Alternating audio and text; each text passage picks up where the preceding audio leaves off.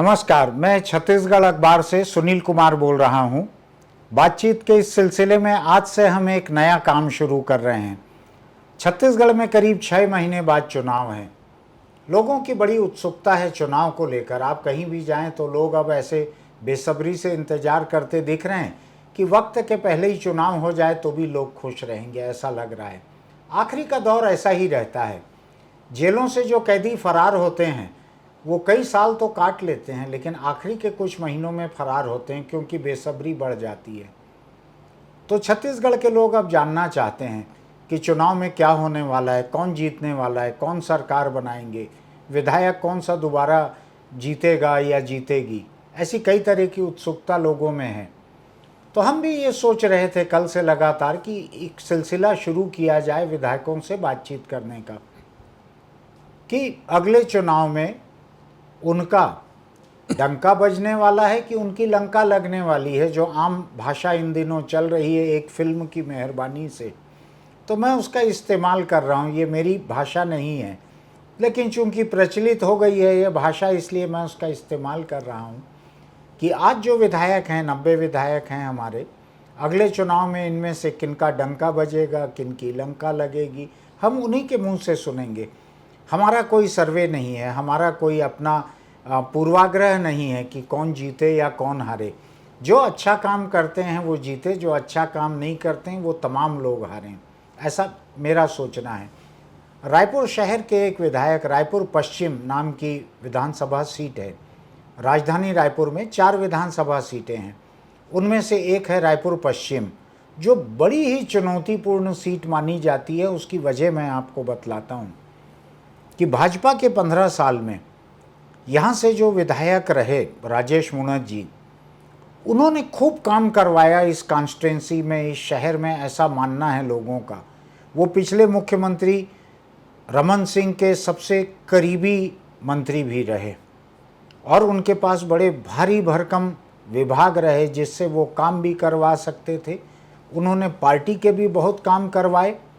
भाजपा का प्रदेश कार्यालय इतना बड़ा विशाल परिसर जो बना है, ये उन्हीं के कार्यकाल के समय बना। ये उसमें और मंत्रियों का भी योगदान है, लेकिन राजेश मूणत एक बड़े ताकतवर मंत्री थे। राजेश मूणत को हराना ये काफ़ी मुश्किल काम था। आपको याद होगा कि राजेश मूणत के खिलाफ विकास उपाध्याय को कांग्रेस ने खड़ा किया। पहले चुनाव में वो हारे, 6 साढ़े 6 कुछ हज़ार वोट से हारे थे, लेकिन उन्होंने 5 साल वहाँ पर एक जीवंत संपर्क रखा। उन्होंने मेहनत की, उन्होंने मान लिया कि उनका राजनीतिक भविष्य यही विधानसभा सीट है, और उन्होंने काम करके अगला चुनाव जो हुआ 2018 का, उसमें वो 12,000 से ज़्यादा वोटों से शायद जीते थे। हम अभी और पूछ लेंगे विकास से। तो ये कॉन्स्टिट्यूंसी बड़ी मुश्किल कॉन्स्टिट्यूंसी है, क्योंकि यहाँ के लोगों ने एक बहुत ही ताकतवर मंत्री को देखा था लगातार। उसको हराना ऐसे मंत्री को ये आसान काम नहीं था। तो हम विकास से पूछते हैं कि ये इतने भाजपा के 15 साल के विकास के बाद कांग्रेस के विकास की जगह कैसे निकल पाई। विकास, आपका स्वागत है इस कार्यक्रम में। आपसे ही हम शुरू कर रहे हैं। और जैसा कि किसी कार्यक्रम में होता है, भूमि पूजन होता है, पूजा पाठ होता है, तो आप बिल्कुल उसी अंदाज में यहाँ पे आए हैं आज इस कार्यक्रम के लिए। तो ऐसे तैयार हो के नहीं आए हैं ना। सौभाग्य है कि आपका कार्यक्रम और मेरा ऐसा आना, ये सौभाग्य की बात है मेरे लिए भी। और मैं आपका धन्यवाद देना चाहता हूँ, एक बहुत ही वरिष्ठ पत्रकार जिनकी अपनी सोच, अपनी समझ है, और आप किसी चीज़ पर बात कर रहे हैं तो मैं समझता हूँ बहुत नफ़ातुला बात आप करते हैं। और जो नया सब्जेक्ट आपने चालू किया, मैं समझता हूँ कि बहुत कम लोगों की ऐसी सोच होती है। आपने इसकी शुरुआत की है और इसके परिणाम भी जी अच्छे दिखेंगे आने वाले दिनों में। तो विकास, ये विधानसभा सीट जो है, 4.5 साल से आप यहाँ विधायक के रूप में काम कर रहे हैं। उसके पहले 5 साल कम से कम आपने वहाँ पर एक हारे हुए कैंडिडेट के रूप में काम किया था। अब 4 महीना, 3.5 महीना बचा है आचार संहिता लगने में। क्या माहौल लग रहा है आपको अभी? देखिए, रायपुर और छत्तीसगढ़ को बने मैं समझता हूँ 21-22 साल से ज़्यादा हो गए। और रायपुर राजधानी 21-22 साल से हो गई, राजधानी बनी है। लेकिन जो पूर्ववर्ती सरकार थी, जिनको जनता ने जिन पर विश्वास किया, जिनको मताधिकार दिया, अपना विश्वास दिया, वो चुनाव तो लड़े, लेकिन रायपुर राजधानी को राजधानी के तुलना में कभी उन्होंने नहीं बनाया। रायपुर राजधानी में पहले जब छत्तीसगढ़ नहीं बना था, या छत्तीसगढ़ बनने के बाद 7 से 8 लाख पॉपुलेशन थी। अभी अनडिफाइंड 25 लाख से ज़्यादा पॉपुलेशन इस रायपुर शहर की है। इसके विकास को लेकर, इसके जो भौतिक विकास, मतलब इसका जो मूल विकास है, लोगों के घर बने हैं, 50-50 लाख, 1-1 करोड़, 2-2 करोड़ के लोग मकान बना चुके हैं, लेकिन उनके घर के बाहर पानी जमा हो जाता है, सड़क नहीं है, नाली नहीं है, बिजली खंभों का प्रॉब्लम है। जो मूलभूत समस्या है, उसका बहुत अपार मूलभूत समस्या थी, जिसको लेकर हमने छोटे छोटे काम किए। और मैं समझता हूँ जहाँ पर लोग डेंस पॉपुलेशन है, जहाँ पब्लिक रहती है, हमने जो डेवलपमेंट किया 4.5 साल में, वो पब्लिक के डिमांड का डेवलपमेंट था। एक जनप्रतिनिधि के डिमांड का डेवलपमेंट नहीं, एक अधिकारी या ठेकेदार के डिमांड का डेवलपमेंट नहीं। जो चीज़ की आवश्यकता थी उस पर हमने फोकस करके काम किया। अगर 20 घर को फ़ायदा पहुंचाने के लिए अगर एक बिजली का खंभा वहां लगता है और उनके घर में बिजली की लाइट आ जाती है, हमने वो काम किया। 25 घर को प्रभावित करने वाला कोई नाला है, उसको डाइवर्ट करने से वो 25 घर में पानी नहीं जाएगा, हमने वो काम किया। हमने मूलभूत चीज़ों पर ध्यान दिया और उसको टारगेट लेकर 4.5 साल आज हो गए। और इस पूरे विधानसभा क्षेत्र में 3000 मोहल्ले हैं। उन 3000 मोहल्लों में हर जगह पहुंचने का प्रयास भी किया, जनता से रूबरू होने का भी काम किया। और रायपुर राजधानी को राजधानी के अनुरूप कैसे करना चाहिए, इसका विकास कैसे होगा, उनके सजेशन पर हम लोगों ने काम किया। एक चीज़ मैं ये समझना चाहता हूँ, इसी शहर राजधानी में, चाहे आपके कॉन्स्टिट्यूंसी में नहीं आता है, लेकिन एक एक्सप्रेस हाईवे बड़ा सा बना हुआ था, बीजेपी गवर्नमेंट के समय बना। कांग्रेस की सरकार आई, आते ही उसने जांच करवाई कि उसमें बुनियादी गलतियां थी, कंस्ट्रक्शन की बड़ी बड़ी गलतियां थी, खतरा था, तो उसको काफ़ी हिस्से को तोड़ के उसको दोबारा बनाया। लेकिन 4 साल लग गए उसको रिपेयर करने में, यानी अभी अभी शायद शुरू हुआ है। वो बड़ा प्रोजेक्ट था, पिछली सरकार ने बनाया था, रेलवे पटरी की जगह उसको बनाया था। उसमें मेरा भी योगदान था। मैं बरसों से सुझाव देते आ रहा था कि इस पटरी को हटा के यहाँ सड़क बनाना चाहिए। एक फिल्म बना के भी मैंने पिछले चीफ सेक्रेटरी जॉय ओमेन, जब वो डिपार्टमेंटल सेक्रेटरी थे, उनको दी थी। और बृजमोहन ने भी मेहनत की थी, कई लोगों ने मेहनत की थी, कुल मिला के वो बना था। लेकिन उसको सुधार करने में, मरम्मत करने में 4 साल पूरे लग गए। ऐसा क्या था उसमें? देखिए, पिछली सरकार में इसको चालू किया गया, लेकिन अनन फनन में इसका एक बड़ा डेवलपमेंट था। ये एक बड़ा काम था। बिल्कुल, ये छोटा काम महीना 2 महीना 3 महीने का काम नहीं था। ये सालों साल, एक तो पहले रेलवे क्रॉसिंग पर काम करना, उसके बाद वहाँ जो इंक्रोचमेंट थे, उन इंक्रोचमेंट को किसी को मुआवजा देना है, किसी की खुद की ज़मीन थी उसको मुआवजा देना है, और जो गवर्नमेंट की ज़मीन थी उसको इंक्रोचमेंट हटाने का काम करना। ये सरल काम नहीं था। ये जो टाइम पीरियड होता है, उस टाइम पीरियड में ठेकेदार ने काम करने को कहा और उस टाइम पीरियड में काम वो कर रहा था। लेकिन चुनाव का समय नज़दीक था, उसका राजनीतिक फायदा कैसे लेना है, उसको चुनाव में, उसके बनने से पहले उसका इनॉग्रेशन कर दिया गया। जो जब दुकान का मालिक अगर दुकान में बैठेगा और वो लापरवाही करेगा दुकान सामान बेचने में, वो लो क्वालिटी का माल बेचेगा, तो नौकर भी लो क्वालिटी का माल बेचेगा। जब उस समय के तत्कालिक जितने भी राजनेता थे, जो जनप्रतिनिधि थे, जिनको जिम्मेदारी जवाबदारी मिली थी, वो चाहते थे कि चुनाव के पहले इसका इनॉग्रेशन हो जाए, ताकि इसका चुनावी फायदा हमको मिल जाए। इस चक्कर में उन्होंने ठेकेदार अधिकारियों को बोला, इसको जल्दी कराइए। तो हम जब मकान बनाते हैं तो स्लैब लगाते हैं, स्लैब ढालते हैं। स्लैब जब होता है तो स्लैब का एक लिमिटेड दिन होता है कि इसको इतने दिन तक हमको बांध के रखना है, इतने दिन में पानी क्यूरिंग होगा, ये तमाम चीज होता है। उसके पहले आप खोल देंगे तो दरारें आ जाएगी, उसके पहले आप खोल देंगे तो ये बात आपकी ठीक है। लेकिन मैं इस पे आ रहा हूँ कि जितना साल उसको बनाने में नहीं लगा, उतना साल आप लोगों ने मरम्मत में लगा दिया। बिल्कुल सही बात है। किसी नई चीज को आप बनाएंगे, उसको बनाने में आपको ज्यादा समय नहीं लगेगा, लेकिन किसी पुरानी चीज को आप जब ऑल्टर करने जाएंगे तो उसमें पैसा भी ज़्यादा लगेगा और समय भी ज़्यादा लगेगा और मैकेनिज्म भी ज़्यादा लगेगा। उस जो पुल जब इसका लोकार्पण किया गया उसके बाद जब इसकी शुरुआत की गई तो ये पुल बैठने लगा। हाँ। जब बैठने लगा तो रोड जो ऊपर की रोड है वो अनबैलेंस हो गई। हाँ। लोग स्पीड से गाड़ी चलाते थे तो एक्सीडेंट होके डिवाइडर में हाँ। या रोड पुल के नीचे गाड़ी गिरने की भी स्थितियां उत्पन्न हुई। हाँ। तो ऐसे में सरकार, हम संवेदनशील सरकार है, कोई भी जनप्रतिनिधि संवेदनशील होता है, अधिकारी संवेदनशील होता है। हमने उस चीज़ को देखा कि अगर इसको बंद नहीं किया गया, इसको वापस मरम्मत नहीं किया गया तो यहाँ रोज जब इसमें आवागमन चालू हो जाएगा, स्पीड से ट्रैफिक लोड इस पर आना चालू हो जाएगा। क्योंकि वो बना था, बनने के बाद लोगों को शहर से बाहर निकलना है या शहर में अलग अलग जगहों पे जाना है तो एक अप्रोच के लिए एक अच्छा साधन था। हाँ। लेकिन उसकी मरम्मत के लिए उसको फिर से मैकेनिकल उसका पूरा सिस्टम निकाल के जितना समय उसको बनाने में लगेगा उतना ही समय उसको ठीक करने में, क्योंकि बनी हुई चीज़ को तोड़ना है, निकालना है, उसके बाद उसके अंदर फिलिंग करना है, फिलिंग करने के बाद उसके ऊपर सीसी करना है, तमाम चीज़ करना। जो मैकेनिकल सिस्टम उस समय अपनाया गया था उसमें क्या कमियां थी, उसकी बारीकियों को निकाल कर उसमें लगातार काम हुआ। मैं समझता हूँ कि एक भी दिन काम नहीं रुका।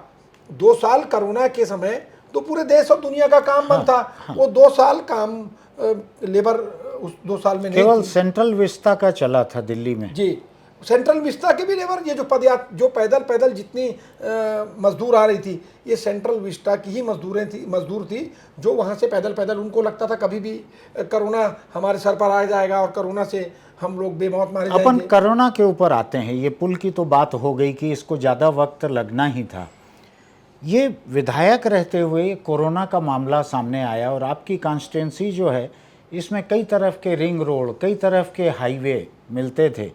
लाखों लोग यहाँ से गुजरे होंगे पूरे कोरोना और लॉकडाउन के पीरियड में, एक शहर से दूसरे शहर आते हुए। तो एक विधायक के रूप में क्या वो ज़्यादा बड़ी चुनौती का काम था कोरोना का वक्त? देखिए, सौभाग्य समझ लीजिए या आपकी किस्मत की बात समझ लीजिए, इन 4.5 सालों में 6 महीने विधानसभा चुनाव, लोकसभा चुनाव की आचार संहिता, 6 महीने नगर निगम चुनाव की आचार संहिता, 2 साल कोरोना। लेकिन हमने कोरोना में भी एक जनप्रतिनिधि को क्या काम करना चाहिए उस काम को हमने खोज के निकाला, उस काम को प्लान किया। आप देखिए, छत्तीसगढ़ एक अकेला ऐसा प्रदेश है जहां हिंदुस्तान में जहां प्रवासी मजदूर अपने जहां काम करता था वहां से छोड़कर अपने गृह जिले जा रहा था। सब रोडों में वो पैदल हजारों किलोमीटर चल के जा रहा था। छत्तीसगढ़ इकलौता ऐसा प्रदेश है जहां जो प्रदेश की सरकार ने, जो प्रदेश के जनप्रतिनिधियों ने, और मैं अपने आप को सौभाग्यशाली समझता हूं कि उनका सेवा करने का मौका मिला। रिंग रोड मेरे विधानसभा क्षेत्र क्षेत्र का सेंटर पॉइंट है। चारों तरफ बॉर्डर से, महाराष्ट्र से, आंध्र प्रदेश से, ओडिशा से, झारखंड से लोग आते थे और लोगों को अपने घर जाना होता था। तो उस सेंटर प्लेस में उनकी सेवा करने का अवसर मिला। हमने, लोग पैदल चलते थे तो उनकी चप्पलें घस गई थी, उनके पास खाने के लिए व्यवस्था नहीं थी, कपड़े उनके फट गए थे, छोटे बच्चे उनके साथ थे, बूढ़े माँ बाप उनके साथ थे।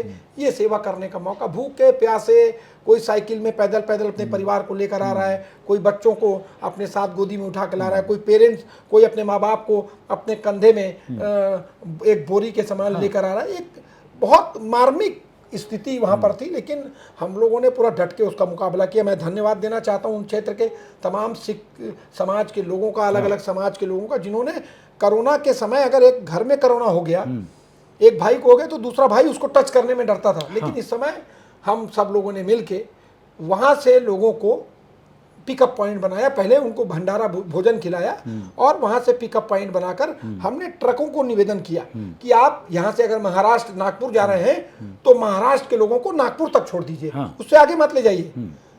पहले तो ट्रकें बंद थी, पहले हमारे जो सिख समाज के लोग हैं जिनके पास जो ट्रांसपोर्टर हैं उन लोगों ने अपनी गाड़ियों में बिठाकर छोड़ने का काम चालू किया। Orissa border, Jharkhand border, Maharashtra border, धीरे धीरे ऐसा माहौल बनता गया। पहले तो 25-50 आदमी की बात थी, देखते देखते 14.5 लाख लोगों को, जिसमें सरकार ने स्टैंड लिया। हमने प्रदेश के मुख्यमंत्री भूपेश बघेल जी से बात की कि ये लोगों को खाना, चप्पल, कपड़े देके एक कैंप करके हम इनको इनके गृह जिले के जो बॉर्डर है वहाँ पर इनको भेजना चाहते हैं।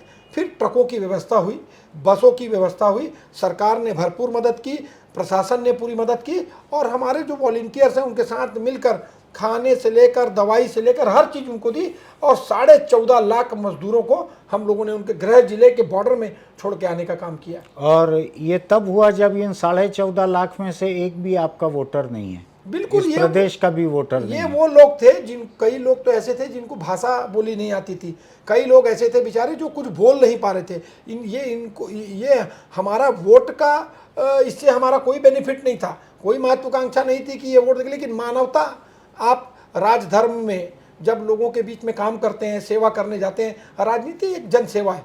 अगर आप उसके मायने को देखेंगे, आप महात्मा गांधी जी को अगर हम पढ़ते हैं, या जवाहरलाल नेहरू या इंदिरा गांधी जी को पढ़ेंगे, राजीव गांधी जी को पढ़ेंगे, एक सेवा है, और उस सेवा भाव से हम लोगों को सेवा करने का अवसर मिला, और हम लोगों ने भरपूर पूरे सेटिस्फेक्शन के साथ, मैं आज सेटिस्फाई हूँ कि ये 2 साल में, कोरोना के 2 साल में, जब लोग एक जनप्रतिनिधि क्या करूँ सोच नहीं पा रहा था, उस समय हमने बहुत ढेरों काम खोजे। वैक्सीनेशन लोगों की कराई, लोगों को इंजेक्शन दिलवाने, मेडिसिन दिलवाने का काम किया, लोगों को जब हॉस्पिटल के बेड नहीं मिलते तो उनकी बेड की व्यवस्था हम लोगों ने की, क्वारंटाइन सेंटर खोलने की व्यवस्था की। जिन रोज कमाने खाने वाले लोग हैं, जिनका चूल्हा रोज अगर वो दुकान लगाएंगे, आपके घर से लगा हुआ ही सबसे बड़ा सेंटर था शहर का, पूरे प्रदेश का सबसे बड़ा सेंटर, और 2.5 लाख से ज़्यादा कोरोना की जांच हम लोगों ने कर दी। और जब वैक्सीनेशन की बात आई तो भी हमने उस एरिया को चूज़ किया, और वहाँ से सबसे ज़्यादा वैक्सीनेशन करने का काम हमने अपने वॉलंटियर के साथ में मिल के किया। मैं समझता हूँ ये काम करने का अवसर हम लोगों को मिला है, और हम लोगों ने इस काम को छोड़ा नहीं। अब मैं एक दूसरे चीज़ पे आता हूँ जो इससे बिल्कुल अलग है। वो ये है कि छत्तीसगढ़ में ऐसी जन धारणा है कि भूपेश बघेल की सरकार ने किसानों के लिए भरपूर किया है। पहला कर्ज माफ़ी की है, धान खरीदा है अधिक दाम दे के, जितना शायद हिंदुस्तान में कहीं नहीं है, ये किया है। तो ये ऐसी जो 2-3 जन धारणा बनी हुई है, वनोपज का दाम ज़्यादा दिया है ऐसा। लेकिन ये सारी चीज़ें गांव वाले लोगों के लिए है। जो अभी लोगों का अंदाज ये है कि गांव में तो भूपेश बघेल की सरकार और पार्टी मजबूत रहेगी, लेकिन शहरों में उतना आसान उनके लिए नहीं रहेगा, क्योंकि उन्होंने शहरों के लिए काफ़ी नहीं किया है। तो आपको क्या लगता है कि शहरी इलाके के विधायक हो व एकदम राजधानी के ही हो, तो क्या शहरी इलाके में लोग उतने ज़्यादा खुश नहीं हैं जितने गाँव में खुश हैं? मैं आपको एक बार की बात बताना चाहता हूँ। आपने उदाहरण दिया है तो उदाहरण के तौर पर मैं आपको बताऊंगा। एक चैम्बर ऑफ कॉमर्स का बड़ा एक अधिवेशन था। उस चैम्बर ऑफ कॉमर्स के अधिवेशन में भूपेश बघेल जी के साथ और हम तमाम विधायकों को जाने का अवसर मिला। यहीं रायपुर के मेडिकल कॉलेज एडिटोरियम में उस कार्यक्रम को चैम्बर ऑफ कॉमर्स ने किया था। उन्होंने मुख्यमंत्री के सम्मान का कार्यक्रम रखा था। तो सम्मान में जब खुली चर्चा हुई, व्यापारियों ने मुख्यमंत्री साहब से बात की, हम लोग भी मंच पे थे, बात की कि आपने ग्रामीण अंचल में बहुत काम किया, किसानों को आपने करोड़ों रुपया दिया, आपने शहरी क्षेत्रों में क्या काम किया, आपने अर्बन एरिया के लिए क्या काम किया जिससे हमको फायदा होता। तो भूपेश बघेल जी ने कहा कि मैंने, आप जिस व्यापार को करते हैं उस व्यापार को जो खरीदने वाला खरीदार है उसके जेब में मैंने पैसा डालने का काम किया। जब ग्रामीण अंचल में पैसा गया, ये पैसा देखिए आप, मैं सदर बाजार हमारी विधानसभा से लगा हुआ है, ज्यादा दूर नहीं है। छत्तीसगढ़ राज्य बनने के बाद इतिहास में ये पहला साल होगा जब कोरोना के बाद वाला साल सबसे ज्यादा ज्वेलरी बिकी है। ये पैसा विदेश से तो नहीं आया। पंडरी कपड़ा मार्केट में चले जाइए, हमारे साथी दोस्त यार कई व्यापारी भी हमारे साथी हैं। पंडरी कपड़ा मार्केट में चले जाइए, कोरोना के बाद जो दिवाली आई थी उस दिवाली में जितना कपड़े बिके हैं उतना छत्तीसगढ़ के इतिहास में पंडरी कपड़ा मार्केट से उतनी सेलिंग कभी नहीं हुई। आप मोटर लाइन में चले जाइए, ऑटोमोबाइल लाइन में चले जाइए, इतने यहाँ पर बाजार लग रहे हैं। रोज अलग अलग तरीके से डिस्काउंट दे के, अलग क्यों देता है डिस्काउंट, कब देता है आदमी, जब खरीदार, जब फुटफॉल ज्यादा होता है। आज तो अगर आपके पास 1 लाख रुपए आपका महीने की अगर आमदनी है तो 1.25 लाख रुपया आपके पास खर्चा खड़ा है। कोई भी 1 रुपया अपने घर में नहीं रखता। 25,000 करोड़ रुपए से भी ज्यादा पैसा किसानों के जेब में डाला है। वो किसान का पैसा किसी भी किसान ने अपने जेब में नहीं रखा। वो किसान का पैसा उसने गांव से लाकर शहर में खर्चा किया। किसी ने बेटी की शादी की तो गहना लिया, किसी ने बेटे का शादी किया तो कपड़े की दुकान से कपड़ा लिया, किसी ने कार खरीदी, किसी ने फर्नीचर खरीदा। तो ये पूरा पैसा पहले मैंने पहले आपको कहा कि पहले डेवलपमेंट होता था एक नेता, जनप्रतिनिधि और अधिकारी और ठेकेदार के माध्यम से, हाँ। उनके अनुसार। हाँ। लेकिन ये जो काम इस सरकार ने कर दिया, इसीलिए आप देखिए कोरोना के बाद भी जहां अन्य प्रदेशों की स्थिति खराब थी, खाने के लाले पड़े थे, हमारे छत्तीसगढ़ में ऐसी स्थिति नहीं थी। नहीं थी। हमारे छत्तीसगढ़ में लोग संपन्न थे। आप चौबे कॉलोनी, डीडी नगर, शंकर नगर, सिविल लाइन चले जाइए, मकान एक 5-5 कारें खड़ी है। ये कार कहाँ से आ गई, गाड़ियाँ कहाँ से आ रही है? ये शहर में इतना आज ट्रैफिक आप देखिए कितनी है, हर दूसरी तीसरी आपको कार ही दिखेगी, मोटरसाइकिल दिखना बंद हो गया। ये गाड़ी तो आपका ये कहना है कि गांवों के लोगों को जो पैसा मिला, किसानों को, वो शहरी व्यापार में लौट के आया और उससे शहरी संपन्नता भी बढ़ी, तो ये शहरों को मिला है, इनडायरेक्ट मिला है। बिल्कुल। अब मैं डायरेक्ट एक बात पूछना चाहता हूँ, आप पीडब्ल्यूडी के संसदीय सचिव भी हैं, गृह विभाग और पीडब्ल्यूडी इन दोनों के संसदीय सचिव भी हैं। रायपुर में एक बड़ा मुद्दा रहा भूपेश सरकार बनने के पहले से, जब कांग्रेस अपोजिशन में था, जो स्काई वॉक राजधानी में बन रहा था, और इसको भी पिछले आपके ही मुकाबले के जो विधायक थे राजेश मूणत जी, वही इसको अपने प्रतिष्ठा का प्रश्न बनाकर इसको बना रहे थे स्काई वॉक को। ये स्काई वॉक जो है पूरा हो नहीं पाया पिछली सरकार में। इस सरकार ने जांच बैठाई कि भाई ये स्काई वॉक को बनाया जाए पूरा कि नहीं बनाया जाए, एक कमेटी बनी। उसके बाद एक अलग जांच हो रही है आर्थिक अपराध की, वो एक अलग मुद्दा है, मैं उस पर अभी नहीं जा रहा हूँ। लेकिन 4.5 साल हो गया है, ये सरकार अभी तक ये तय नहीं कर पाई कि इसको तोड़ के गिरा दिया जाए कि इसको पूरा किया जाए। 4.5 साल, अब तो कार्यकाल खत्म हो गया है। आज तो आपकी सरकार तय भी करेगी कि हमको इसको बनाना है तो बना नहीं सकती, तोड़ना है तो शायद पोलिंग के दिन तक मलबा उठते रहेगा। एक प्रोजेक्ट जो छाती पे खड़ा हुआ है यहाँ पे, उसका फैसला लेने में आपकी सरकार को 4.5 साल लग गया। देखिए, मैंने पहले भी आपको एक बात को कहा था कि हमने कभी भी, कांग्रेस की सरकार संवेदनशील है, कभी भी कांग्रेस की सरकार ने प्रेस्टीज पर कोई काम नहीं किया। ठीक है। उस कमेटी में मैं भी उस कमेटी में था, जिस कमेटी को ले जो सत्यनारायण शर्मा जी के अध्यक्षता में कमेटी विधानसभा में बनी कि आखिर इस स्काई वॉक का किया क्या जाए। तो उस कमेटी में तमाम अलग अलग एक्सपर्टीज को बुलाया गया, जो इस एरिया के व्यापारी हैं उनको बुलाया गया, नागपुर और अन्य जगह जहाँ स्काई वॉक है वहाँ के आर्किटेक्ट्स को बुलाया गया, इंजीनियर्स को बुलाया गया, और अलग अलग तरीके से जिन प्रदेशों में भी स्काई वॉक पर काम हो रहा है उस लोगों को भी इनवाइट करके बुलाया गया। रायपुर शहर के मशहूर आर्किटेक्ट्सों को बुलाया गया और उसमें बातचीत की गई कि आखिर इसको क्या करना चाहिए।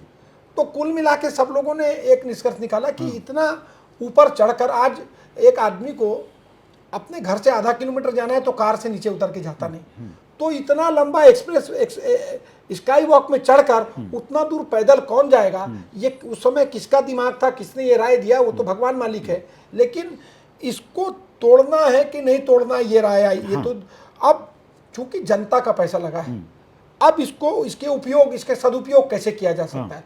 क्या इसको छोटा कर सकते हैं? क्या कचहरी के ऊपर जो इसको रोटरी बनाना था वो रोटरी को नहीं बनाया बिना काम चल जाएगा? पहले जिन लोगों ने इसके लिए इसका डिजाइन ड्राइंग तैयार किया था उन लोगों ने 4 लाख फुटफॉल जयस्तंभ चौक से कचहरी चौक तक के 4 लाख का फुटफॉल है बताया था। तो ऐसी स्थिति तो नहीं है। उसमें कितना आदमी चढ़ेगा उसके ऊपर देखना था। एक व्यक्ति को निजी फायदा पहुंचाने के लिए एक मंत्री ने अपने स्वार्थ के लिए एक प्रदेश के बहुत बड़े आदमी के रिश्तेदार को फायदा पहुंचाने के लिए उसको बना दिया। वो डीकेएस को पुनीत गुप्ता चलाते थे, उनको फायदा पहुंचाने के लिए उन्होंने इसको बना दिया। उनकी राय में बना दिया कि मेकाहारा से पेशेंट ऊपर आ जाएंगे। जब आदमी आधा किलोमीटर गाड़ी में पैदल नहीं चलता तो उतने ऊपर से कहाँ से कौन पेशेंट को लेके जाएगा, कौन मरीज को ले जाएगा? ये तो भगवान उस समय की सोच है। लेकिन हम लोगों ने ये समिति बैठी, समिति ने डिसाइड किया कि इसको तोड़ना नहीं है, क्योंकि इसको तोड़ने में भी पैसा लगेगा और मान लो इसमें 10-20 करोड़ रुपया लगा के इसका कोई सदुपयोग हो सकता है। कई राय आई उसमें। कई लोगों ने कहा जैसे दिल्ली के अंदर में करोल बाग में बाजार है, वो इलेक्ट्रॉनिक बाजार के ऊपर लगा दीजिए। कई लोगों ने बोला गार्डन नर्सरी बना दीजिए। कई लोगों की अलग अलग राय आई कि छोटे छोटे लोगों को दुकान, जैसे जयस्तंभ गोल बाजार में दुकानें लगती हैं, रोड पे फुटपाथ पे लोग सामान बेचते हैं, उन लोगों को दे दीजिए। लेकिन इसका कोई फुल प्रूफ ड्राइंग डिज़ाइन आया नहीं, इसीलिए अब इसको तोड़ने में पैसा लगेगा करके सरकार को ये सिफारिश भेजने का काम भी, तमाम एक्सपर्टीज़ की बातचीत करके एक सिफारिश भी भेजी गई, लेकिन उस पर निर्णय इसलिए नहीं हुआ क्योंकि हम जनता के पैसे के दुख दर्द को समझते हैं। कितने समय तक समझोगे? देखिए, साढ़े चार साल से आप समझ ही रहे जो हो। पैसा लग गया, अब उसको बनाना है तो भी पैसा लगेगा, हाँ। और उसको तोड़ना है तो भी पैसा लगेगा। हाँ। तो सरकार सबसे पहले प्राथमिकता के तौर पर जो काम हमारा जरूरी है, जो जिसको नैतिकता के आधार पर हमको पहले करना है, हम लोग उस काम को पहले कर रहे हैं, ना कि जो चीज़ में पहले सरकार ने नादानी की, बेवकूफ़ी की, एक हठधर्मी करके एक आडंबर खड़ा कर दिया, उसको और बनाकर उसमें और पैसा खर्चा करना, तो ये बहुत बड़ी सच्चाई का काम नहीं है। ये बात कमेटी के सामने कहीं से आई थी क्या कि डीके हॉस्पिटल की वजह से, डॉक्टर पुनीत गुप्ता की वजह से ये किया गया था? बिल्कुल। देखिए, इसको उस समय भी जब इसकी शुरुआत हुई थी तब एक एक व्यापारी, रायपुर शहर का एक एक आदमी ने इसका विरोध किया था। मैंने आपको पहले भी कहा, हम लोग रोड नाली सड़क बनाते हैं, छोटा सा गार्डन बना देते हैं, दो आदमी आपत्ति करने के लिए खड़ा हो जाता है तो उसकी बात को समझाना पड़ता है, उसको सेटिस्फाई करना पड़ता है, फिर आगे बढ़ते हैं। लेकिन उस समय की हठधर्मी को किसी ने माना नहीं, बिल्कुल वहाँ उसका कोई उपयोग नहीं था, और अनन फनन में उसको ओके करके, उसका भूमि पूजन करके उसके काम को जल्दी जल्दी चालू कर दिया। किसको टेंडर मिला था, कौन टेंडर छोड़कर चला गया, उसमें क्या धांधली हुई, क्या धांधली हुई, पूरे डिपार्टमेंट के पास है। अच्छा। पूरी जांच जो समिति बनी थी उसके पास में तमाम चीजें खुलकर सामने आई हैं कि इसमें पहले कितने का ये टेंडर खुला था, सप्लीमेंट्री बजट कर करके इसको कितना पैसा बढ़ाया गया। अच्छा। ये तमाम चीजें उसमें उल्लेख है, फाइलों में है, फाइलों में उल्लेख है। तो इसीलिए सरकार ने उसको अभी आर्थिक अपराध को जांच के लिए दिया है। बिल्कुल। देखिए, कोई भी चीज का निर्माण होगा तो उसका एक बार टेंडर होता है। हाँ। और मान लीजिए मेरे को एक पेन खरीदने के लिए आपने टेंडर दिया, मैं 10 रुपया उसमें कोट करता हूं, तो आप मेरे को 10 रुपये देंगे कि 10 रुपये में ये पेन को लाइए, आपने मुझको टेंडर दे दिया। अब उसको, उस पेन को लाने के लिए 10 रुपये तो मैंने आपसे ले लिया, अब मैंने बोल दिया उसका ढक्कन खराब है, ढक्कन लाना है तो एक सप्लीमेंट्री और टेंडर आपने मुझको दे दिया। फिर मैंने बोल दिया, इस मामले में ऐसा हुआ है क्या? बिल्कुल सप्लीमेंट्री टेंडर, इसमें सप्लीमेंट्री टेंडर करके इसके टेंडर को बढ़ाया गया है। नहीं, आप संसदीय सचिव भी हो इस विभाग के, तो आपने फाइलें देखी होगी। बिल्कुल, मैं तो आपको बता रहा हूँ। तो ये आर्थिक अपराध की जांच के लायक मामला दिखता है आपको? इसीलिए तो जब ये आर्थिक अपराध की जांच के दायरे में आना चाहिए, इसीलिए तो इतना बड़ा फैसला लिया, नहीं तो कोई भी सरकार इतना बड़ा फैसला तो नहीं लेगी। मैंने आपको कहा, ये जब टेंडर की प्रक्रिया में आप जाएंगे, पूरे नियम और नॉर्म्स को पढ़ेंगे, तो उसमें साफ दिख रहा है कि किस प्रकार से उसमें सप्लीमेंट्री टेंडर किए गए। इसलिए ठेकेदार एक बार नहीं 2 बार ठेकेदार भाग गया। जो उस समय जिम्मेदार पदाधिकारी थे, चाहे एक्सप्रेसवे की बात करें, चाहे स्काई वॉक की बात करें, कमीशन की मोटी रकमें जो लेनी होती है, जो उनको मिली है, वो डेवलपमेंट के काम के लोकार्पण में नहीं मिलती। जो कमीशन उनको लेना था, उन्होंने काम चालू होने के पहले, नींव रखने से पहले, भूमि पूजन के समय वो कमीशन टेंडर मिला, वैसे कमीशन ले लिया। अच्छा। जो जनप्रतिनिधि उस समय जिम्मेदार जवाबदार थे, अपना कमीशन लेके वो चले गए। भाड़ में जाए रायपुर शहर, भाड़ में जाए एक्सप्रेस हाईवे, भाड़ में जाए स्काई वॉक, जो पैसा लेना है उन्होंने अपनी मोटी रकम ले ली। अब ठेकेदार घूमते रहे, अधिकारी उसके पीछे घूमते रहे, और इसीलिए इस प्रकार की स्थिति निर्मित हुई। टेंडर लेने वाला आदमी कंपटीशन में आता है, टेंडर लेता है, फिर टेंडर छोड़ के भाग क्यों जाता है? चाहे आप इस स्काई वॉक की बात करें या रायपुर के जो डीआरएम ऑफिस के सामने की बात करें। मैं एक दूसरे मुद्दे पे आता हूं। अभी स्काई वॉक से परे आपकी कॉन्स्टिट्यूंसी, आपके घर के बगल में साइंस कॉलेज की ज़मीन है, सरकार की ज़मीन है। मैं उसके विवाद पे भी नहीं जाता, कुल मिला के सरकार की ही है। साइंस कॉलेज के मैदान को काट कर, उसकी चौड़ाई को कम करके, सड़क के किनारे जितना बड़ा स्टील का ढांचा खड़ा किया गया है ईटरी के नाम पे, कोई यूथ हब नाम उसको दिया है या कुछ दिया है, खाने पीने की दुकानें लगेगी, और चूंकि वो चल सके वो बन रहा है, इसलिए आपके घर के सामने की सड़क से 200-250 जो छोटे गरीब लोगों के जो ठेले लगते थे, एकदम गरीब लोग थे, वो आमलेट बेचते थे, वो पाव भाजी बेचते थे, वो मोमो बेचते थे, उनको सबको हटा दिया गया, उनके ठेले तबाह कर दिए गए, उनको पूरा उजाड़ दिया गया। आपके कॉन्स्टिट्यूंसी में हुआ है ये मामला। यानी आप जो बड़ी बड़ी महंगी दुकानें बना रहे हो, उसको पैसे वाले दुकानदार ही लेंगे, कोई गरीब ठेले वाला नहीं लेगा। ये कौन सा जन कल्याण है कि गरीब ठेले वालों को सैकड़ों की संख्या में उजाड़ दें और 25-50 जो वहाँ पे महंगी दुकानें बन रही है उनको बना के वहाँ पे ईटरी खोली जाए, यूथ हब का नाम दिया जाए। ये आपके कॉन्स्टिट्यूंसी में हुआ है, आपकी सरकार में हुआ है, क्यों हुआ है ऐसा? देखिए, आपने अच्छा सवाल किया।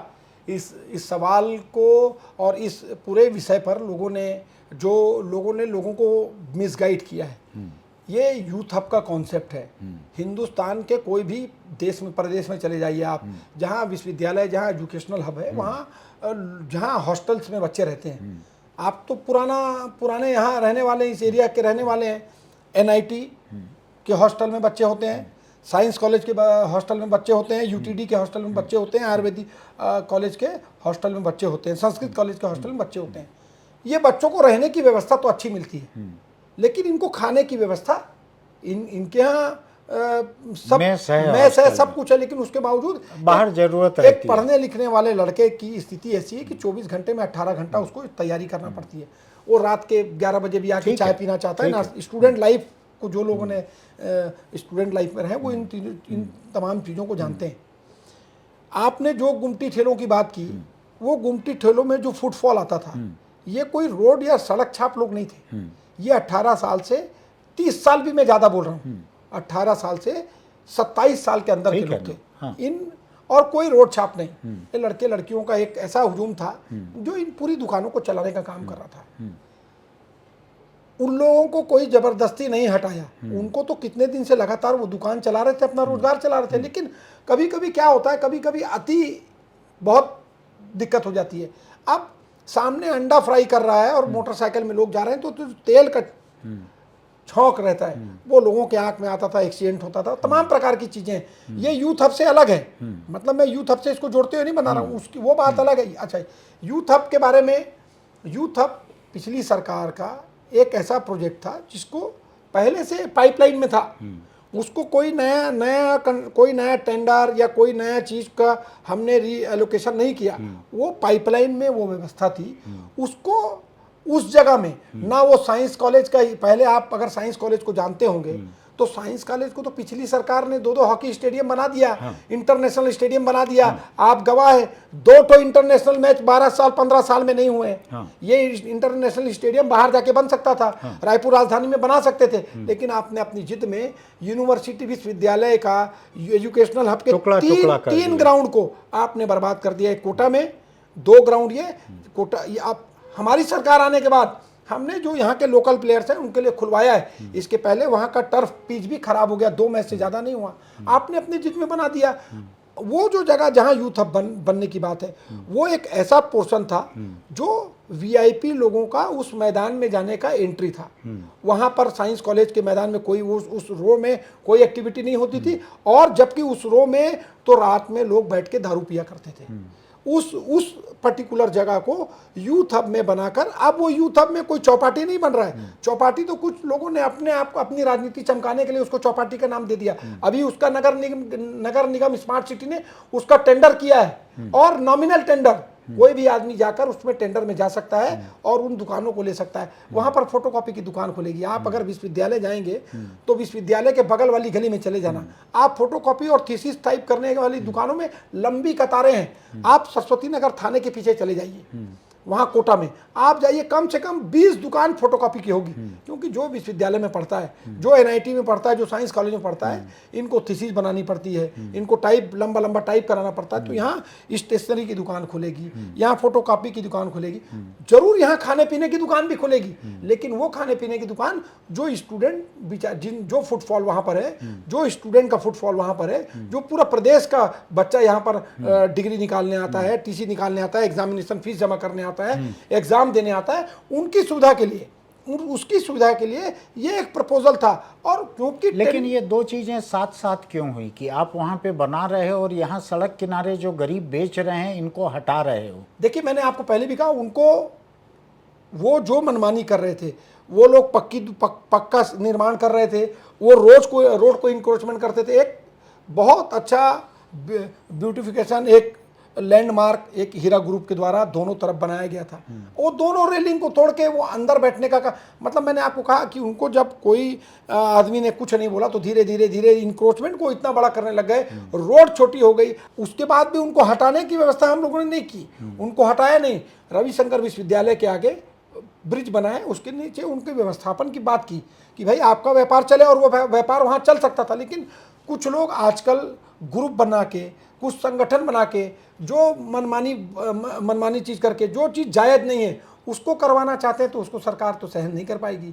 और इसमें किसी का भी आज भी आप देखिए, अगर सरकार बहुत जाति करती, बहुत जबरदस्ती करती, तो एक भी दुकान नहीं मिलती आपको। लेकिन विकास, मुझको जो सुनाई पड़ता है राजधानी रायपुर में जगह जगह, चाहे वो तेलीबांधा तालाब हो, चाहे म्यूनिसिपल के सामने का बगीचा हो, इन तमाम जगहों पे जितनी ईटरीज खुली हैं, ऐसा लगता है कि सरकार, म्यूनिसिपल, इनमें बैठे हुए जो लोग हैं, ये लोग सोच सोच के बना रहे हैं, सोच सोच के दे रहे हैं कि कौन लोग उसको चलाएं, खुद ही किसी किसी नाम से ले रहे हैं।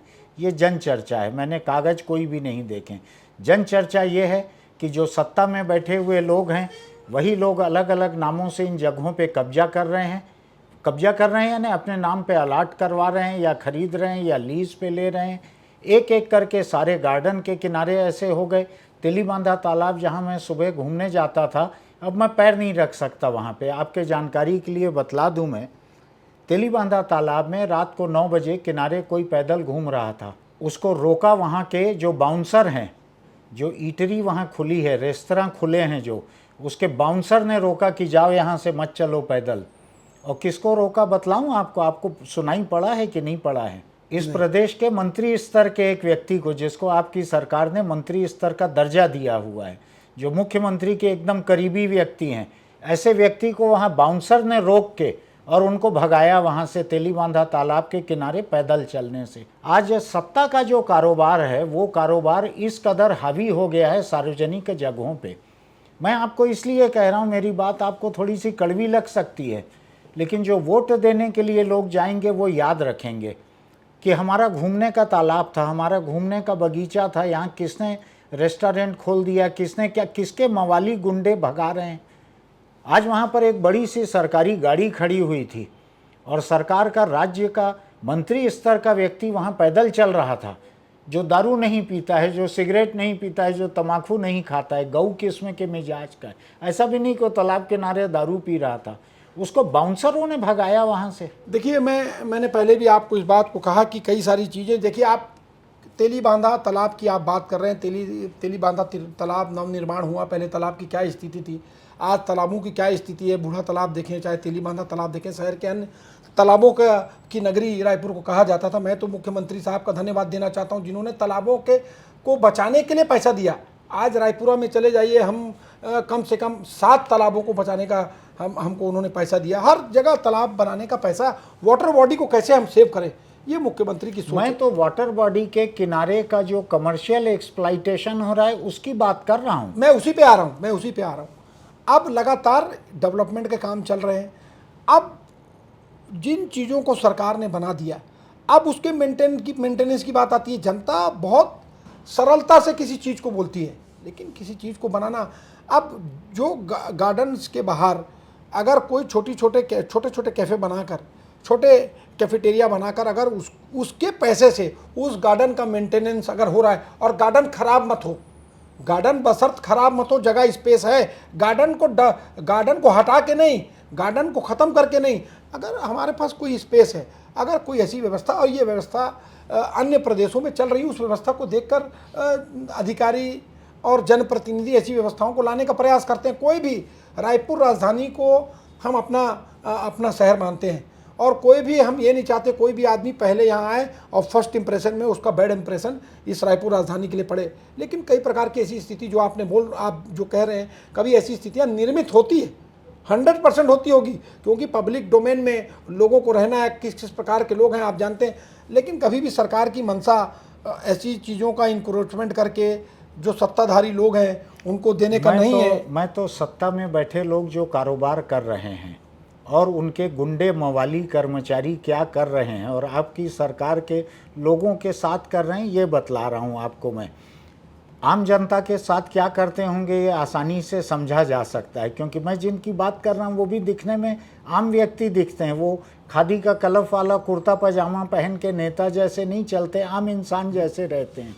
तो आम लोगों का ऐसा ही होता होगा वहाँ पर, ऐसा मेरा मानना है। नहीं, देखिए, अगर ऐसा होता तो ये रायपुर राजधानी उत्तर प्रदेश और बिहार का कोई ऐसा जिला नहीं है जहाँ पर कोई चीज़ हो और पता मत चले। रायपुर राजधानी है तुरंत, और हमारा प्रदेश और हमारा शहर तो अपने आप में बहुत शांतप्रिय प्रदेश है।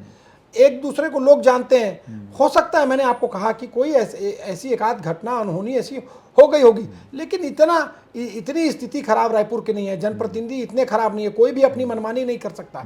जिस प्रकार से आप बात कर रहे हैं कि कोई सत्ता दल के लोग इंक्रोचमेंट करने का, अपने फेवरेट लोगों को फेवरिज्म करने का काम, या उनको इसका फायदा दिलाने का काम, तो इतनी भी दादागिरी किसी की नहीं है। लोग प्रयास जरूर करते होंगे। एक बात ये बतलाइए मुझको आप कि कांग्रेस पार्टी के ही महापौर हैं रायपुर में, एजाज ढेबर, आप भी कांग्रेस पार्टी के हैं। लोगों की ऐसी जन धारणा है, मैं व्यक्तिगत रूप से नहीं जानता हूँ, लोगों की जन धारणा है कि आप दोनों के रिश्ते अच्छे नहीं हैं, आप दोनों मंच पे एक साथ नहीं आते हैं, एक साथ कार्यक्रमों में मंच पे नहीं पहुँचते हैं, किन्हीं चीज़ों को लेकर मतभेद है, और दोनों के वोटर तो वही हैं। यानी आज आपका चुनाव होगा तो हो सकता है कि एजाज ढेबर के प्रभाव वाले कुछ वोटर हों, कल के दिन वो मेयर का चुनाव लड़ेंगे या कोई और लड़ेंगे, या जैसी की चर्चा है कि एजाज ढेबर को रायपुर की किसी और विधानसभा सीट से लड़वाया जाएगा, या हो सकता है लोकसभा लड़वाया जाए, उस हालत में आपकी मदद लगेगी। लेकिन अभी स्पष्ट जन धारणा ये है कि आप दोनों के संबंध अच्छे नहीं हैं। क्या हकीकत है ये?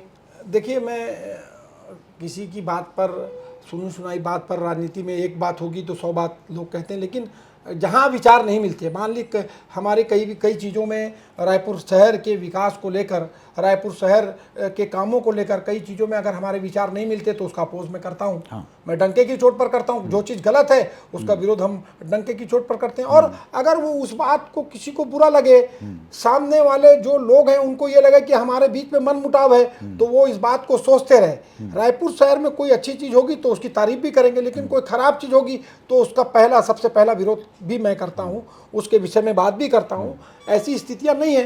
वो रायपुर में, रायपुर नगर निगम का महापौर है, मैं एक विधानसभा से विधायक हूँ। रायपुर राजधानी जितनी जिम्मेदारी जवाबदारी एक महापौर की है, उतनी जिम्मेदारी जवाबदारी हमारी भी है। जागरूक जनप्रतिनिधि हैं, जनता की आवाज़ आती है, जनता की आवाज़ को हम उठाते हैं। उसमें मतभेद कभी कोई बात को रहता होगा, ऐसा मतभेद नहीं है कि मार काट की लड़ाई है, अपने अपने बीच अपनी अपनी सोच है। अब मुझको एक बात बतलाइए कि आपके मुकाबले जो पिछली बार लड़े थे चुनाव और हारे थे, भाजपा के राजेश मूणत जी, बड़े ताकतवर मंत्री थे, मैं पहले बोल चुका हूँ बहुत सारा उनके बारे में। उन्होंने अपना जो उनको सरकारी कोटे से जो मकान मिला था उसको भी छोड़ के, और वो आपके कॉन्स्टिट्यूंसी जो है अभी की, पहले की उनकी कॉन्स्टिट्यूंसी, उसी रायपुर पश्चिम में मकान बनाकर या खरीद कर वो वहाँ रहने के लिए आ गए हैं। तो वो कमर कस के तैयार हैं कि मुझको यहाँ से चुनाव लड़ना है, वरना दूसरे मंत्रियों का पड़ोस छोड़ के, भूतपूर्व मंत्रियों का पड़ोस छोड़ के क्यों आते। तो इस कॉन्स्टिट्यूंसी में आने का मतलब ये है कि उनकी इच्छा पूरी है यहाँ से चुनाव लड़ने की। क्या लगता है आपको, वो बीजेपी के कैंडिडेट हो सकते हैं और कैसे कैंडिडेट रहेंगे? देखिए, इस पर मैं थोड़ा विस्तार से बात करूँगा आपसे। ये जो विधानसभा सीट है, ये विधानसभा सीट 35 साल से भारतीय जनता पार्टी के पास थी। अच्छा। ये विधानसभा पहले रायपुर ग्रामीण हुआ करती थी। हाँ। यहाँ पर बहुत ही कद्दावर नेता तरुण चटर्जी जी जो मेयर भी थे, हमारे बीच में आज नहीं है, कैबिनेट मंत्री भी थे वो 4 बार चुनाव जीते तो भारतीय जनता पार्टी के सीट से चुनाव जीते थे। भारतीय जनता पार्टी 2 सीट हुआ करती थी, एक रायपुर शहर, एक रायपुर ग्रामीण। दोनों सीट 20-20 साल लगातार भारतीय जनता पार्टी ने जीती। एक सीट 35 साल से बृजमोहन अग्रवाल जी जीत रहे हैं, लेकिन 20 साल तरुण दादा वहां से कैंडिडेट थे 4 बार। उसके बाद तरुण दादा जब कांग्रेस पार्टी में आए तो राजेश मूणत जी को टिकट मिला। राजेश मूणत जी 39,000 वोट से चुनाव जीते। ऐतिहासिक वोट से चुनाव उन्होंने जीता। लोगों ने तरुण चटर्जी जी को चुनाव हराया और राजेश मूणत जी को एक नए कैंडिडेट को चुनाव जिताया। एक नया कैंडिडेट था, युवा था। भारतीय जनता पार्टी ने उस युवा कैंडिडेट को कैबिनेट मंत्री बनाया, पहली बार में राज्य मंत्री बनाया, बड़ा प्रभार दिया। एक मंत्री रायपुर में होने के बाद उसके लेवल का मंत्री भारतीय जनता पार्टी ने बनाया। बिल्कुल। और उसके बाद लगातार उन्होंने क्या किया, कैसा विकास कार्य किया कि दूसरे चुनाव में 16,000 वोट में आ गए। दूसरा चुनाव लड़ा, पहले चुनाव में काम किया, कैबिनेट मंत्री थे, तो जितना काम जब वो बने थे उसके पहले जितना काम हुआ होगा उससे ज्यादा काम किया होगा। हाँ। उससे ज्यादा काम किया होगा। तो आपने इतना कितना ज्यादा काम कर दिया कि 39,000 से आपका 40,000 होना था, 39,000 से आप सीधा 16,000 में आ गए। तीसरा चुनाव आपने लड़ा, तीसरा चुनाव आपने लड़ा कि आपने और डेवलपमेंट किया। आप बोलते हैं पूरे शहर में हमने डेवलपमेंट किया, पूरे प्रदेश में मैंने डेवलपमेंट किया। आप 16,000 से 6,300 में आ गए। तो आप अगर आपने डेवलपमेंट किया, आप मूलभूत डेवलपमेंट करते और उसके बाद 12,000 से हार गए। मैं उसके पीछे आ रहा हूँ। 16,000 से आप 6,000 में आ गए, फिर आधा में आ गए। फिर चौथे चुनाव को जिसको मैंने लड़ा और मैं पहला चुनाव में 6,300 से हार गया, दूसरा चुनाव 12,212 से मैं चुनाव जीता। तो आपने ऐसा क्या काम, इतना डेवलपमेंट आपने बताया, मैंने रोड बना दी, पुल बना दी, सड़क बना दिया, तो पब्लिक के बीच में आपकी एक्सेप्टेबिलिटी क्यों नहीं है? क्यों पब्लिक आपको एक्सेप्ट नहीं कर रही है? आपने वो डेवलपमेंट नहीं किया जो बेसिक डेवलपमेंट है, जो जनता को। आप रायपुर में रहते हैं, आप तो पत्रकारिता के बादशाह हैं। यही सी रायपुर राजधानी में जो डीडी नगर पॉश कॉलोनी कहलाती है, पीलिया और मलेरिया से लोगों की जानें गई हैं। इसी रायपुर के डीडी नगर में जनता कॉलोनी में हाई टेंशन लाइट से लोग, करंट, बड़े बड़े मकान वाले करंट से चिपक के उनकी मृत्यु हुई है। तो आपने बेसिक डेवलपमेंट कहीं नहीं हुआ। आज भी, आज अभी तो नहीं, इसके पहले तक जब बरसात चालू होती थी, रायपुर पश्चिम विधानसभा आधा डूबा मिलता था, क्योंकि डुबान में ये शहर था। लोगों ने अपना अपना मकान बनाते गए, लेकिन जब डेवलपमेंट की बात आती थी, लोग उनके पास जाते थे, वो कहते थे कि ये अनऑथराइज कॉलोनी है, यहाँ पर रोड नहीं बनेगा, यहाँ नाली नहीं बनेगा। लेकिन हमने कभी अनऑथराइज कॉलोनी का नाम नहीं लिया। लोग अगर वहां पर आ गए तो वो ऑथराइज कॉलोनी, उसके रोड नाली की व्यवस्था हमने की है। अभी आप देख लीजिए, ये इस 2 साल की गर्मी आपको मैं बता देता हूँ हमने क्या काम किया। अभी आपको रायपुर पश्चिम विधानसभा में कहीं भी एक टैंकर पानी की किल्लत, पानी से लोगों को पहुंचाना नहीं पड़ा। हमने पूरी पानी की व्यवस्था की। एक भी मोहल्ला नहीं होगा जहां हमको पानी से टैंकर से सप्लाई करना पड़ता। अच्छा। हमने एक टैंकर की व्यवस्था को पूरी खत्म कर दी। धीरे धीरे रोड, नाली, अप्रोच रोड ऐसा बना दिया कि अब वहां व्यवस्था सुधर गई। 35 साल वहां पर भारतीय जनता पार्टी का जनप्रतिनिधि चुनाव के जीत के आता था। लोगों के काम भी किए होंगे, सब किए होंगे, अपनी टीम बनाई होगी। हम उन व्यवस्थाओं में, उस ताकत के सामने हम लोगों ने चुनाव लड़ा, लोगों के बीच में जाकर उनके साथ खड़े हुए, विश्वास किया। इसलिए पहले 6,300 वोट से मैं चुनाव हारा हूं। ये जनता ने मुझको नहीं हराया। जनता या हमारे कांग्रेस के कार्यकर्ता चाहते थे मैं जीतूं। मेरे को 59,000 वोट मिला और मंत्री राजेश मूणत जी को 65,300 वोट मिला। हमारे बीच में 6,300 का डिफरेंस था। अगर मैं 25,000 वोट से हार जाता तो मुझको लगता कि जनता के बीच में मैं एक्सेप्टेबल नहीं हूं, मेरे को जनता एक्सेप्ट नहीं कर रही है, मेरे को चुनाव नहीं लड़ना चाहिए। चुनाव में पैसे का भी बड़ा खेल रहता है क्या? देखिए, बाजार, आप मॉल जाते हैं, मॉल में जाते हैं, सुमित बाजार भी होता है, बिग बाजार का भी दुकान होता है, पेंटालून का भी दुकान होता है। पेंटालून में भी ट्राउजर मिलता है, बिग बाजार में भी ट्राउजर मिलता है। तो बाजार में खरीदी करना है तो आपको मॉल में तो जाना पड़ेगा। आप ज़्यादा पैसे वाले कंपनी का माल लेते हैं, ब्रांडेड माल लेते हैं, लेकिन पैंट तो पहनना है, बिग बाजार का माल भी लेके पहनना पड़ता है। तो घर से बाहर निकलोगे तो आप आप अपने घर से आपके पास आया हूँ तो गाड़ी में डीजल लगाए तो पैसा तो लगता है। बिना पैसे के कोई काम तो होता नहीं। साधन संसाधन, लोगों के पास जाना पहुँचना, मार्केटिंग, चुनाव प्रचार, बहुत सारी चीज़ें हैं। ये तो रूटीन की चीज़ें हैं। आप जितना, ये गहरा कुआं है, जितना आप जाएंगे उतना आपको समझ में आएगा। तो 4 महीने बाद के चुनाव के लिए तैयारी शुरू हो गई है और शहर के विधायक रहने के नाते आपको कोई गांव जाके रहने की छूट भी नहीं है, जैसा कि गांव के विधायक को शहर कुछ दिन रहने मिल जाता है। राजधानी है, विधानसभा सत्र चलता है तो ग्रामीण एरिया के विधायक सत्र है बोलकर एक महीने यहाँ जाते हैं। वहाँ के लोगों को भी मालूम पड़ता है कि विधायक जी विधानसभा में आ नहीं सकते, तो तकलीफ नहीं होती। रायपुर राजधानी, अभी बीच में 2 वरिष्ठ नेताओं के साथ बैठ के चर्चा हो रही थी, वो दोनों आपस में बैठ के बात कर रहे थे, मैं भी बैठा था। एक जन ने बोला मेरा 320 किलोमीटर का वर्ग एरिया है विधानसभा क्षेत्र। एक जन ने बोला भाई मेरा 290 किलोमीटर का विधानसभा क्षेत्र है। मैंने बोला मेरा मात्र 20 किलोमीटर का है। मैं अपने घर से चालू करूंगा तो 20 किलोमीटर में मेरी विधानसभा खत्म हो जाती है। 2.25 लाख अभी 2,78,000 वोटर हो गए, हाँ। 2,78,000 अभी हो गए। हाँ 2.25 लाख वोटर हाँ 20 किलोमीटर के दायरे में रहते हैं। रोज सवेरे से लेके शाम तक 30 से 40 प्रोग्राम में जाना पड़ता है, कम से कम 20 से 25 शादी में जाना पड़ता है, और कम से कम 2 ठो शमशान घाट में जाना पड़ता है। हाँ इस काम को करने के बाद अपने लिए आप कहाँ से समय निकालते होगे, अपने परिवार के लिए कहाँ से समय निकालते होगे, ये ऊपर वाला जानता है। लेकिन जिम्मेदारी जवाबदारी मिली है, क्योंकि हम मान लीजिए मैं चौबे कॉलोनी कोई कार्यक्रम में गया, तो समता कॉलोनी वाला बोलता है यार चौबे कॉलोनी में तू कार्यक्रम में आया, हमारे यहाँ समता कॉलोनी आना था, आधा किलोमीटर है। समता कॉलोनी में चले जाओगे तो अग्रसेन चौक वाला बोलता है, रामसागर पारा वाला बोलता है भाई इतना दूर आया, हमारे यहाँ क्यों नहीं आया। तो डिस्टेंस वाली विधानसभा का फायदा अलग है, और डेंस एरिया के विधानसभा नियर किलोमीटर की विधानसभा का फायदा नुकसान भी है। तो फायदा भी है, मैं 3 दिन भिड़ता हूँ तो पूरा विधानसभा घूम लेता हूँ। 320 किलोमीटर वाला 15 दिन भी घूमेगा तो नहीं घूम पाता। तो बहुत सारे फायदे भी हैं, बहुत सारे नुकसान भी हैं। चलिए, बहुत अच्छी बातचीत रही विकास आपसे। मैं उम्मीद नहीं करता था कि इतनी लंबी ये बात चलेगी, लेकिन दिलचस्प बातचीत रही तो बढ़ते चली गई। मेरी शुभकामनाएं आपके साथ कि आपके तमाम अच्छे कामों के लिए लोग आपको वोट दें। मैं इससे ज़्यादा शुभकामना नहीं दे सकता, आपके वोटर आपके बीच में मैं नहीं आ सकता। आपके तमाम अच्छे कामों के लिए आपको वोट मिले, ये मेरी शुभकामना। बहुत बहुत धन्यवाद। आपने एक अच्छी मुहिम आपके माध्यम से चलाई जा रही है। मैं समझता हूँ कि जनप्रतिनिधि को भी बार बार ऐसे लोगों से अगर मुलाकात होती है तो उनके द्वारा भी जो किए गए कार्य या उनके द्वारा जो नहीं किए जा रहे काम, उसके बारे में जानकारी समय समय पर लगना चाहिए, ताकि एक अच्छा मुकाम पर हम लोग जा सकें।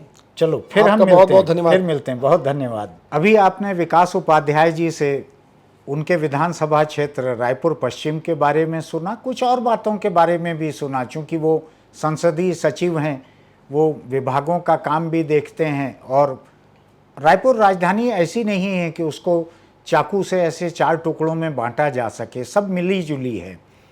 तो कई चीज़ों के बारे में बात हुई, कुछ बातें बची भी रह गई होगी, लेकिन बातचीत खासी लंबी हो गई। और मुझको बड़ी खुशी है कि विधायकों से बातचीत के इस सिलसिले में हमारी पहली बातचीत जो है वो इतनी जिंदा दिल, इतनी अच्छी, इतनी दिलचस्प रही। हालांकि मुझको इसको लेके एक डर भी है कि बाकी विधायकों के साथ हमारी बातचीत इतनी दिलचस्प हो सकेगी या नहीं हो सकेगी। देखते हैं, कोशिश करेंगे। मैं आपके पास फिर किसी विधायक के साथ, किसी मेहमान के साथ फिर मौजूद रहूँगा। तब तक के लिए नमस्कार। आपको हमारे वीडियो अच्छे लगते हैं तो आप इसको सब्सक्राइब कीजिए YouTube पर, नोटिफिकेशन की बटन दबाइए, उसकी कोई फीस नहीं है। फिर मिलते हैं। आपके यहाँ क्या स्थिति है रेत खदानों की? स्थिति ये है, जब सैया भाई कोतवाल तो डर काहेगा। पूरे कांग्रेसी लोग ही वहाँ पर पूरी खदानें चला रहे हैं। अच्छा। और धोखे से भी किसी जनप्रतिनिधि ने यदि कंप्लेन कर दी इस विषय में, तो कहते हैं आपको इंटरफेयर करने की जरूरत नहीं, हमको CM हाउस से फोन आता है। अच्छा। ये एकदम सत्य है।